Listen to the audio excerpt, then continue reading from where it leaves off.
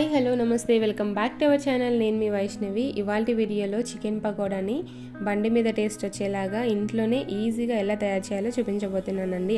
అసలు non veg వండటం రాని వాళ్ళు కూడా నేను చూపించే ఈ ప్రాసెస్లో కనుక చేశారంటే చాలా టేస్టీగా వస్తుందండి. నేను అందరి కాంప్లిమెంట్స్ కూడా ఇస్తారు మీకు. సో లేట్ లేకుండా చికెన్ పకోడాని ఎలా తయారు చేయాలో చూసేద్దాం. చికెన్ పకోడా కోసం నేను ఇక్కడ 1/2 kg చికెన్ ని యూజ్ చేస్తున్నానండి. మనకి పీసెస్ అనేవి ఈ సైజులో ఉంటే సరిపోతుంది. తర్వాత ఇందులో వైట్ ఉంటుంది కదా, అదంతా తీసేసుకోండి. అలాగే వేసుకుంటే చికెన్ ఎక్కువ ఆయిల్ పీల్చుకుంటుంది అనమాట. మనకి ఆయిల్ పీల్చుకోకుండా ఉండాలి అంటే వైట్ గా ఉండేది తీసేసుకోవాలి. సో ఇందులోకి పసుపు అలాగే కొద్దిగా సాల్ట్ రెండింటిని వేసుకొని ఒక 1 minute పాటు బాగా కలుపుకుంటూ 2-3 సార్లు వాష్ చేసుకున్నామంటే చికెన్ అనేది మనకి నీసు వాసన రాకుండా ఉంటుంది.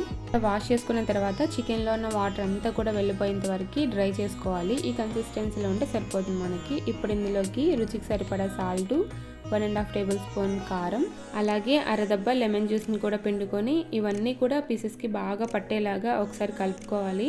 ఎంత ఎక్కువసేపు మనము కలుపుకున్నామంటే మనకి చికెన్ పకోడా అనేది అంత క్రిస్పీగా అంత టేస్టీగా వస్తుందండి. అలాగే 1/2 teaspoon పసుపును కూడా యాడ్ చేసుకొని ఒకసారి కలుపుకోవాలి.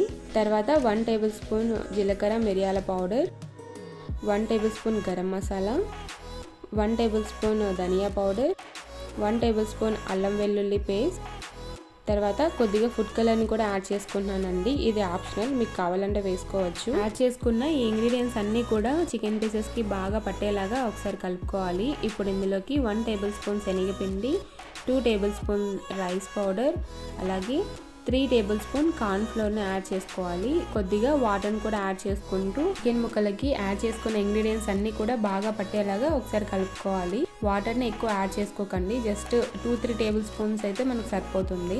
సో ఇలా ఎంత ఎక్కువసేపు మనం కలుపుకుంటే చికెన్ పకోడా అనేది అంత క్రిస్పీగా అలాగే ఆయిల్ పీల్చుకోకుండా చాలా టేస్టీగా వస్తుందండి. 2 నిమిషాల పాటు బాగా కలుపుకుంటే సరిపోతుంది. ఇప్పుడు ఇందులోకి కట్ చేసి పెట్టుకున్న 3 పచ్చిమిర్చిని కూడా యాడ్ చేసుకోవాలి. తర్వాత కరివేపాకు, సన్నగా తరిగి పెట్టుకున్న కొత్తిమీర, సన్నగా తరిగి పెట్టుకున్న పుదీనాను కూడా యాడ్ చేసుకొని ఒకసారి బాగా కలుపుకోవాలన్నమాట. లోపలికి ప్రెస్ చేస్తూ కలుపుకోవాలి. ఇప్పుడు చివరిగా 3 tablespoon ఆయిల్ని యాడ్ చేసుకొని ఒకసారి బాగా కలుపుకోవాలి. చూస్తుంటేనే చాలా టెంప్టింగ్గా ఉంది కదా.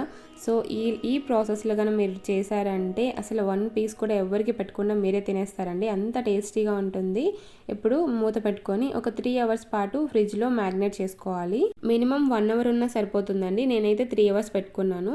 తర్వాత డీప్ ఫ్రైకి సరిపడా ఆయిల్ని వేసుకొని ఆయిల్ వేడైన తర్వాత ఇలా ఒక్కొక్క పీస్ని వేసుకుంటూ క్రిస్పీగా ఫ్రై చేసుకున్నామంటే ఎంతో tasty and yummy chicken pakoda ready. So చివరిగా ఇందులోకి కాస్త లెమన్ అలాగే ఆనియన్స్ని యాడ్ చేసుకొని తింటే చాలా టేస్టీగా ఉంటుందండి. సో మీరు కూడా ఈసారి నేను చెప్పిన ఈ ప్రాసెస్లో ట్రై చేయండి, డెఫినెట్గా మీకు నచ్చుతుంది. మరిన్ని ఇలాంటి రెసిపీస్ కోసం పల్లెమ్స్ వ్లాగ్స్ని తప్పకుండా సబ్స్క్రైబ్ చేసుకోండి. అలాగే ఈ వీడియో కనుక మీకు నచ్చినట్లయితే ప్లీజ్ లైక్, షేర్.